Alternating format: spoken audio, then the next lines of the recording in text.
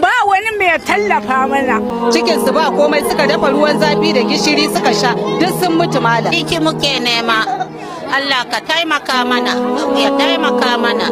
Muna neman abinci, ba mu da abinci ga yara yan. Kullun rayuwar na ƙara tsanani. Rana zafi inuwa na ƙara tafasa ni.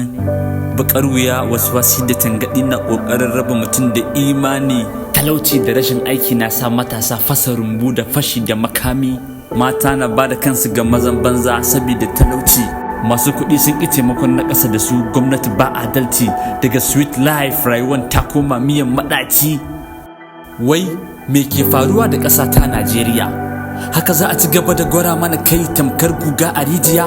Mu kwanta da fargaba mu tashi da yunwa, mu sha rana mu karɓi kiɗi duk mun yi laushi sai ka ce da kuwa.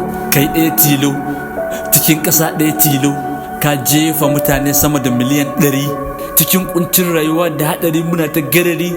Kai sama da faɗi da dukiyar al'umma sama da biliyan 100.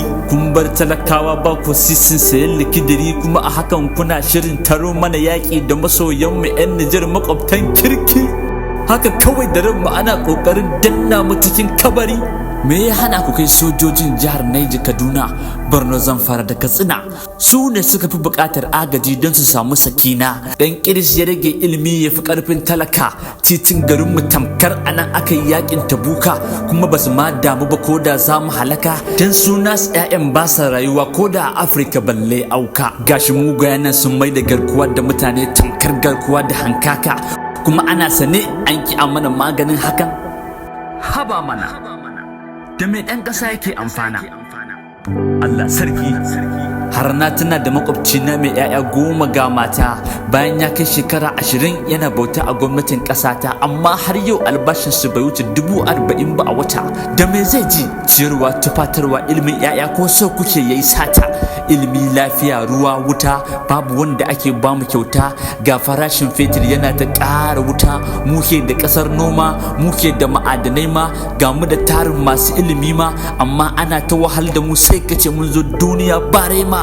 Tsadar rayuwa, kishi da yunwa suna ta sa mutuwa. Kun rufe boda kun kasa wadatar da mu da kayan noma. Taki, gero, masara, shinkafa, wanne ne bai fi karfin talaka ba? Mulkin bara ya fi na bana, kuma da walakin idan na baɗi zai fi na bana. Duk da ba fata nake ba, amma ga 'yar tambaya. Me yasa Ar-Ra'uf yake haɗa mu da irin waɗannan shugabanni waɗanda ba su iya ɗauke mana nauyin koda sayan anini? Anya kuwa laifin ba namu bane. Before, if I come to market with 500 naira, I'll buy my bag full.